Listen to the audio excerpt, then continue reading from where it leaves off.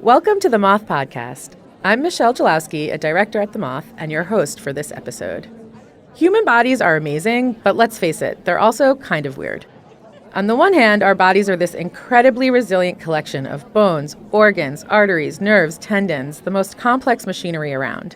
On the other, there's hiccups, blushing, goosebumps, wisdom teeth. Our ears never stop growing, and we're the only species that has chins. Our bodies can help us out, but they can also do us dirty. On this episode, two stories that have a little bit of fun with the human anatomy. First up is Jason Schommer. He told this at a Twin Cities Story Slam where the theme of the night was tests. Here's Jason live at the Moth. She looked at me and said, "See that red light in the corner? Just ignore it." And I looked at her and I thought, what? And she looked at me and goes, "Yeah, it's just a video camera. It's gonna record you when you sleep." And I stood there and I thought to myself, oh my God, you cannot have the Ricky Martin dream tonight.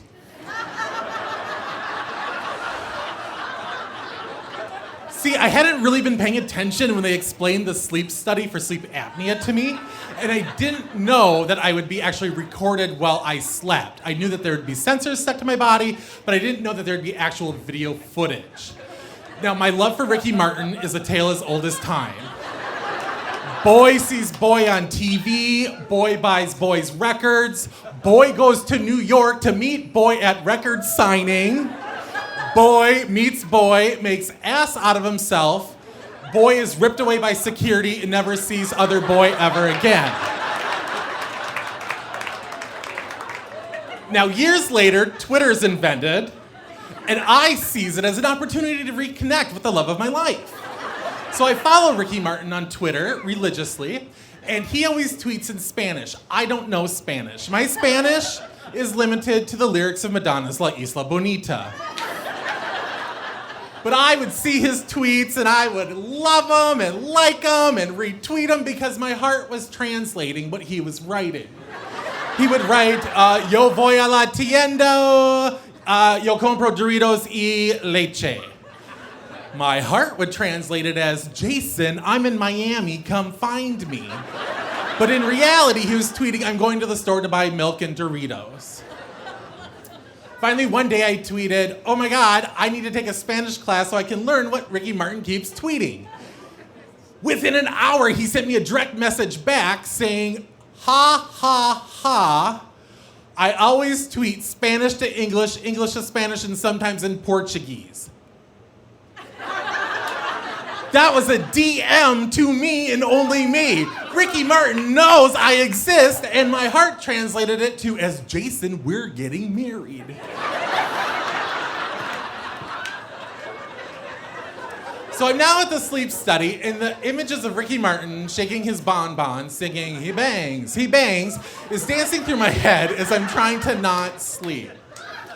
It was the longest night of my life, when you're trying to sleep, but you can't, but then you're paranoid and you're scared and you're being recorded, because I just keep thinking, this footage is gonna end up on YouTube. Sleep apnea is either gonna kill me while I'm asleep or while I'm awake by embarrassment. 2 weeks later, I have to go back and do the test again, and then we go over the results of the grid and the printout with the doctor. And it's this weird printout, and there's 13 categories, and they got all weird acronyms and weird kind of like titles and whatnot, and then like spikes and lines and dashes. And the doctor's looking at me, and she's starting to go on about, number 1, snore, number 2, REM, number 3, RURA. And I'm like, oh my God, I'm so bored, just stop, right? Like I'm wishing I had day apnea at this point. Like, oh, take me now, awake apnea, I can't get through this appointment. So I get bored, and I start skipping ahead down the line, and all of a sudden I see number 13, and the word is arousals. And I'm thinking, oh my God. And so I start following the line behind it and the spikes, and it's like 1, 2, 3, 4, 5, 6, 7. 8 and 9 are back to back, and I'm like, son of a bitch, I had the Ricky Martin dream. 10, 11, 12, 13, 14, 15, 16, 16 arousals.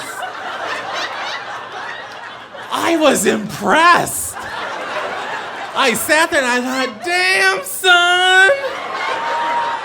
Play on, playa. Like, I was like, I'm a Superman.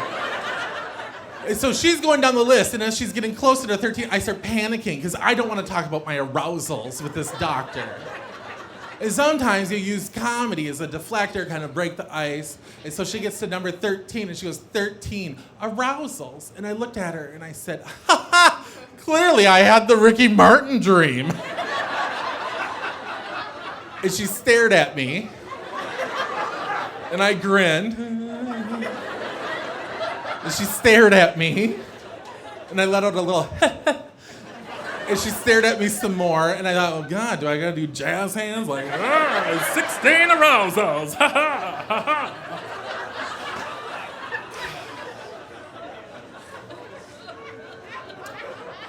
And after an awkward, lengthy pause, she looks at me and she goes, arousals. That's the number of times you woke up.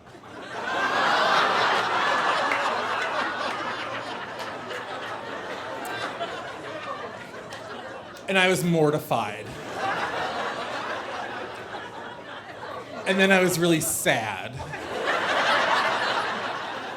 Because then I realized, oh, I'm not a superhero down below with 16 arousals in one night. I'm just an overweight guy whose body's trying to kill himself while he sleeps, who will always love Ricky Martin. But if that isn't livin' la vida loca, what is?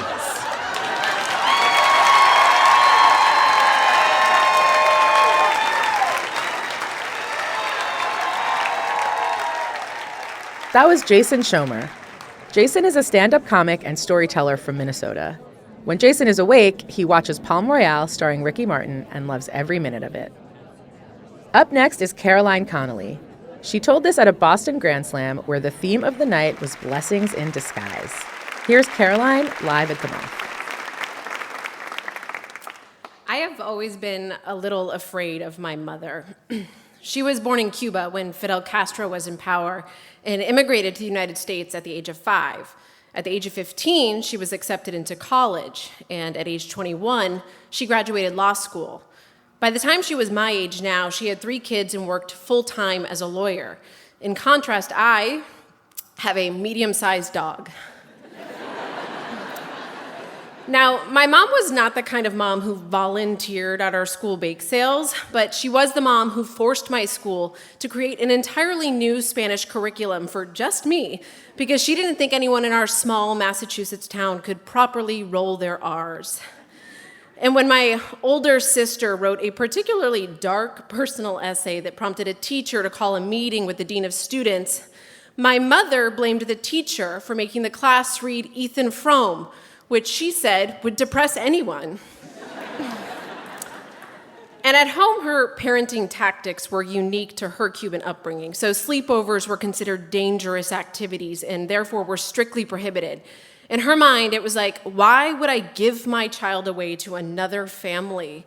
If Jessica's parents want to neglect her, that's fine. She can sleep at our morally superior home for the night. We will teach her Spanish. And she would often punish us in Spanish with phrases like, ¿Quieres un mecatazo? Which means, do you want me to slap you? Or, ¿Quieres un bofetón? Which also means, do you want me to slap you?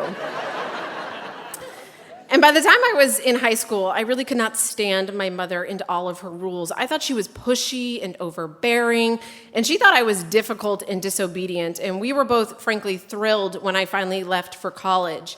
And I then spent the next decade working all around the country, and I kind of loved the freedom from family that came with that.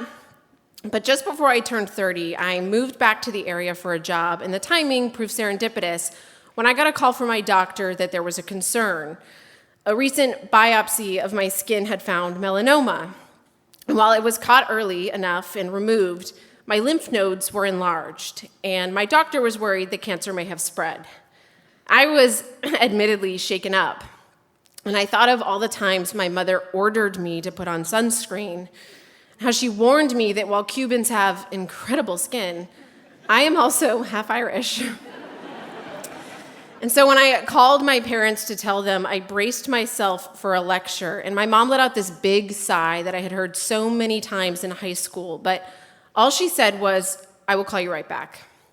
Now, my mom had always cultivated close friendships with a group of women who were all from somewhere else: Spain, Colombia, Pakistan. I think in our largely white community, that is where she really felt most at home. And within minutes, the friend from Pakistan, a doctor, had booked me an ultrasound and scheduled an appointment for me to review the results with her later that day. And when I arrived at the hospital, I turned into the waiting room, and the first person I saw was my mother, already there, waiting for me. And as soon as the nurse called out my name, I remember she jumped up and charged forward as if there was no question she would be accompanying her adult daughter into the room. And the news was good. There was no sign of a problem. My lymph nodes were enlarged, but my doctor said that could be due to something as simple as shaving in the bikini area, which I had recently done. I know. I felt this huge sense of relief wash over me. I was okay, and my mom was there, which was actually really comforting because while I am still a little afraid of her, she's also still my mom. And just as I was about to respond to my doctor, my mom looked me in the eyes and said, "I can't believe you don't wax."